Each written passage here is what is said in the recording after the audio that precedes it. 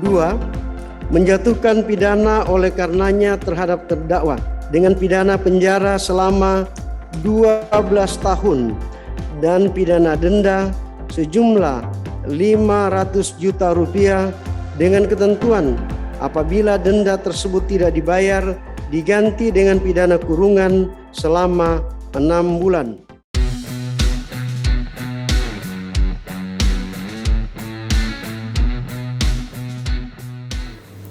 Assalamualaikum warahmatullahi wabarakatuh. Halo sahabat MOC, ketemu dan berjumpa lagi dengan channel yang kita kembangkan di Mas Oji Channel. Berharap berdoa mudah-mudahan teman-teman senantiasa sehat dan pastinya selalu dalam kemudahan. Nah teman-teman semua, seperti biasa kali ini kita menyajikan sebuah informasi dalam negeri ya. Informasi yang paling update, paling terkini tentang vonis kasus korupsi Bansos ya, mantan Menteri Sosial kita Pak Juliari. Apa vonisnya? Kita mendapat informasi bahwa mantan Menteri Sosial Juliari Batubara sudah divonis oleh Hakim Pengadilan di Jakarta dengan vonisnya adalah 12 tahun penjara ditambah denda setengah miliar. Korupsinya berapa ya? Korupsinya 32,4 miliar. Dendanya 500 juta. Bagaimana informasi selengkapnya? Ayo kita simak informasi berikut ini. Rasa dan meyakinkan bersalah melakukan tindak pidana korupsi secara bersama-sama dan berlanjut sebagaimana dakwaan alternatif ke-1 penuntut umum. 2. Menjatuhkan pidana oleh karenanya terhadap terdakwa dengan pidana penjara selama 12 tahun dan pidana denda sejumlah 500 juta rupiah dengan ketentuan apabila denda tersebut tidak dibayar diganti dengan pidana kurungan selama 6 bulan. 3. Menjatuhkan pidana tambahan kepada terdakwa untuk membayar uang pengganti sejumlah 14 miliar 597 juta 450 ribu rupiah. Dengan ketentuan sahabat MOC, mantan Menteri Sosial Juliari Peter Batubara divonis 12 tahun penjara dan denda 500 juta subsidiar 6 bulan kurungan oleh Majelis Hakim Pengadilan Tindak Pidana Korupsi Jakarta. Juliari dinilai terbukti secara sah dan meyakinkan menurut hukum bersalah melakukan korupsi, yaitu menerima suap sebesar 32,4 miliar dari para rekanan penyedia bantuan sosial COVID-19 di Kementerian Sosial.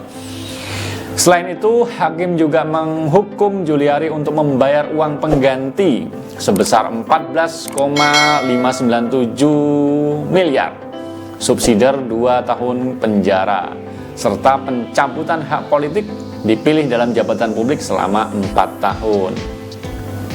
Dalam pertimbangannya, menjatuhkan putusan Hakim menyampaikan hal-hal yang memberatkan dan meringankan. Hakim menilai bahwa perbuatan Juliari ini tidak mendukung program pemerintah dalam memberantas korupsi. Dan selain itu, tindak pidana korupsi juga yang dilakukan terjadi pada saat bencana COVID-19. Sementara itu yang meringankan yaitu Juliari belum pernah dijatuhi pidana.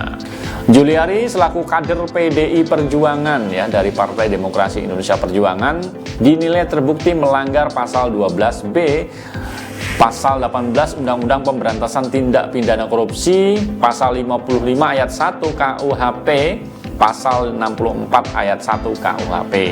Putusan ini lebih tinggi daripada tuntutan jaksa penuntut umum dari KPK yang meminta Juliari dihukum dengan 11 tahun penjara, dendanya 500 juta, juga 6 bulan kurungan, ditambah pidana tambahan yang menggantikan 14,5 miliar.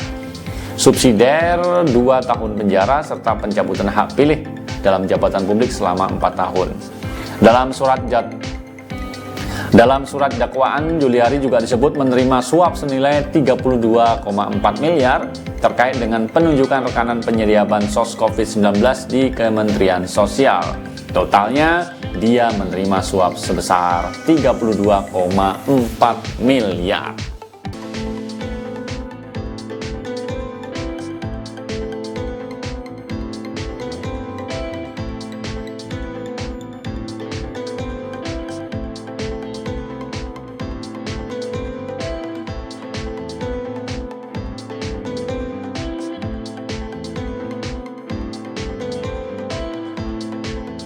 Ya, itu tadi teman-teman semuanya, informasi terkait dengan vonis yang dijatuhkan kepada mantan Menteri Sosial Juliari Peter Batubara, kader PDI Perjuangan yang diberi jabatan sebagai Menteri Sosial, ternyata tidak amanah dan malah menerima suap kasus korupsi bantuan sosial COVID-19.